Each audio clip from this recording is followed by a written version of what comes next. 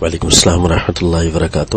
ذی الحجہ کے یہ جو 9 روزے ہوتے ہیں، کیا یہ ثابت ہے؟ صحیح حدیث سے یاد رکھیے، یوم عرفہ یعنی 9ویں دن کا روزہ تو ثابت ہے، عید سے ایک دن پہلے کا۔ صرف آپ صلی اللہ علیہ وسلم نے حاجیوں کو منع کیا کہ میدان عرفات میں حاجی روزہ نہ رکھیں، باقی سب کے لیے بہت ثواب ہے کہ 1 سال پہلے کے اور 1 سال بعد کے گناہ معاف ہو جاتے ہیں۔ اس کے علاوہ ایک روایت میں آیا ہے کہ آپ صلی اللہ علیہ وسلم یہ عشر ذی الحج میں روزے رکھتے تھے، تو اس روایت کی سند پر کلام ہے، اگرچہ ضعیف ہے لیکن صحیح روایت میں یہ آیا ہے عمومی افعال کا کہ کوئی بھی نیک کام کرو ان 10 دنوں میں، اس کا اتنا زیادہ ثواب ہے کہ اس کی کوئی حد ہی نہیں۔